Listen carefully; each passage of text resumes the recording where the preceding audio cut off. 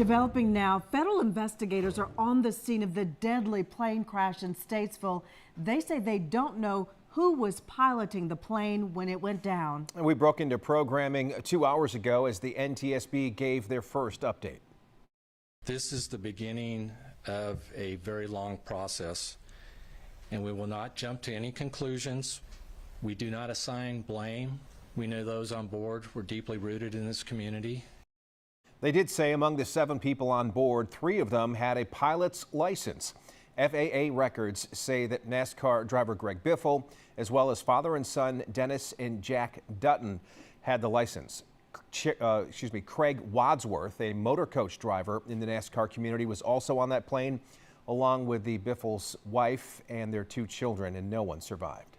The NTSB said that the 44-year-old Cessna Citation crashed just about 10 minutes after takeoff, making impact near the airport fence. Investigators say the plane did not have a flight data recorder. It was not required, but they did recover a cockpit voice recorder, and they've already sent that on its way to Washington.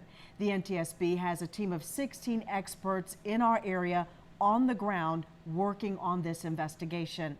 Now, Channel 9 has live team coverage right now, learning more about the 7 lives lost and hearing from neighbors shaken by this tragedy. We start with our Dave Faraday, who's live at the Statesville airport. Dave?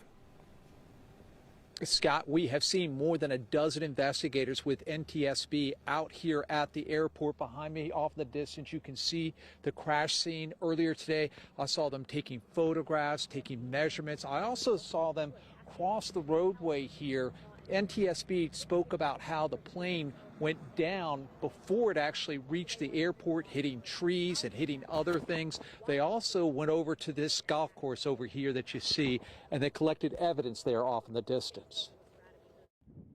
Jim Bridges showed us some of the ring cam video from his home after the plane caught fire during the crash. But it was the moments before the plane went down he says he'll never forget, as the Cessna Citation struggled to make it back to the airport. I heard his engine sputtering in and out, in and out.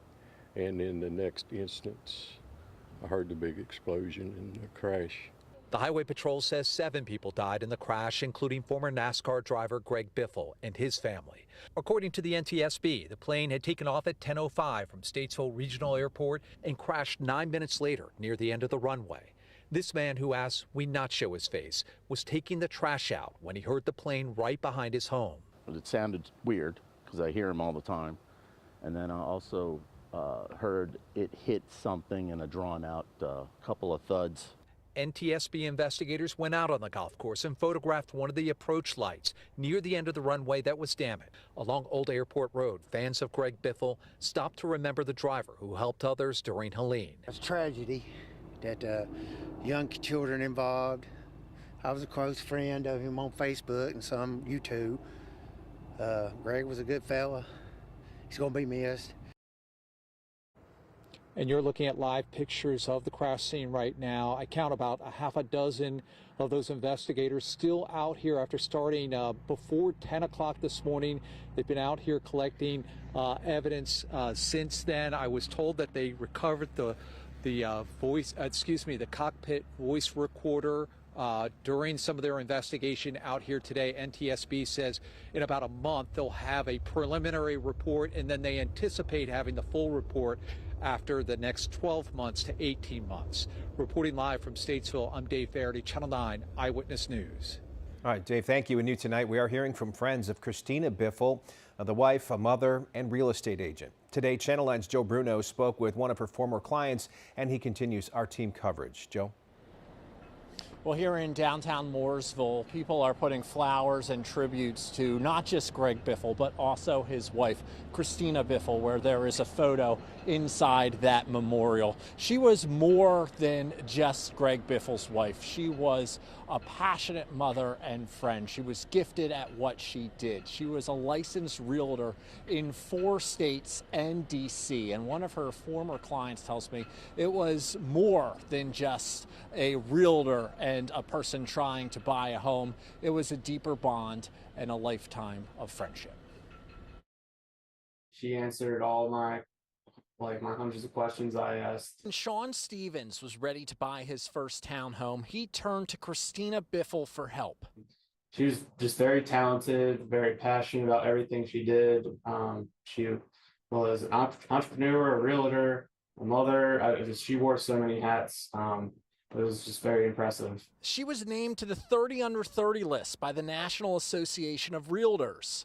She started her own real estate company this year, and her philanthropic work was honored by the Canopy Realtor Association when she was named 2024 Humanitarian of the Year. Despite selling Stevens a townhome more than 10 years ago, he says she kept in regular contact with him. His wife is going through chemo treatments right now, and Biffle messaged him a few weeks ago to say her cancer fight inspired her to get a mammogram.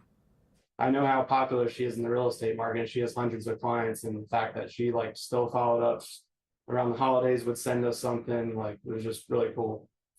He says her loss is immeasurable. I think she lived life to the fullest. Gifted realtor, life of the party, dedicated mother and friend. Coming up on Eyewitness News at 6, one of her best friends pays an emotional tribute to her. Reporting live in Mooresville, Joe Bruno, Channel 9 Eyewitness News.